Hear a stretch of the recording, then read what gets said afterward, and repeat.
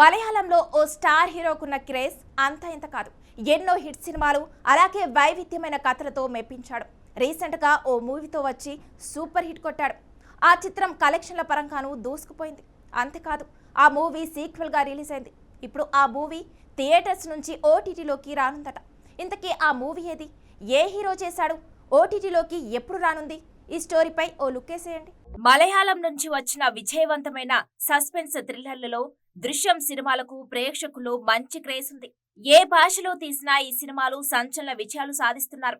దృశ్యం 2 సినిమాలను తెలుగులో విక్టరీ వెంకటేష్ తో రీమేక్ చేస్తే బాక్సాఫీస్ వద్ద భారీ వసూలు రాబట్టాయి. ఇప్పుడు ఈ సక్సెస్ఫుల్ థ్రిల్లర్ ఫ్రాంచైజీ నుంచి దృశ్యం 3 వచ్చింది. అయితే ఈసారి మోహన్ లాల్ నటించిన సినిమానే తెలుగులో డబ్ చేసి రిలీజ్ చేశారు. మే 21న ప్రేక్షకుల ముందుకు వచ్చిన ఈ crazy sequel movie decent talk తెచ్చుకుంది.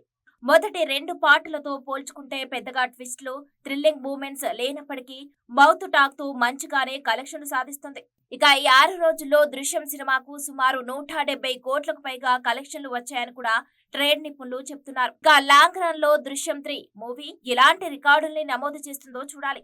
అయితే ఇప్పుడు దృశ్యం 3 మూవీ ఎప్పుడెప్పుడు ఓటీటీలోకి అడుగు పెడుతుందా అని మూవీ లవర్స్ తెగ ఆతృతగా ఎదురు చూస్తున్నారు. ప్రస్తుతం దృశ్యం 3 డిజిటల్ స్ట్రీమింగ్ హక్కుల కోసం ఓటీటీ దిగ్గజ సంస్థలు నెట్ఫ్లిక్స్, అమెజాన్ ప్రైమ్ వీడియో సంస్థలు పోటీ పడుతున్నాయని కూడా సమాచారం. అలాగే నెట్ఫ్లిక్స్, అమెజాన్ ప్రైమ్ ఈ 2 సంస్థలలో ఒకటి భారీ ధరకు డీల్ ముగించే అవకాశం ఉందని కూడా తెలుస్తుంది.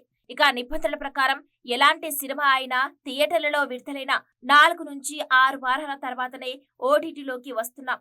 ఈ లెక్కన చూసుకుంటే దృశ్యం 3 మూవీ కూడా జూన్ 3వ వారం లేదా ఆఖరి వారంలో స్ట్రీమింగ్ కు వచ్చే అవకాశం ఉందని కూడా తెలుస్తుంది.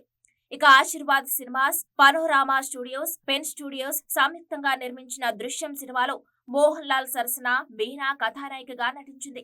అన్సిబా హసన్, ఎస్తర్ అనిల్, సిద్దికి, బిజు మెనన్ ప్రధాన పాత్రలు పోషించారు. అనిల్ జాన్సన్ సంగీతం సమకూర్చారు.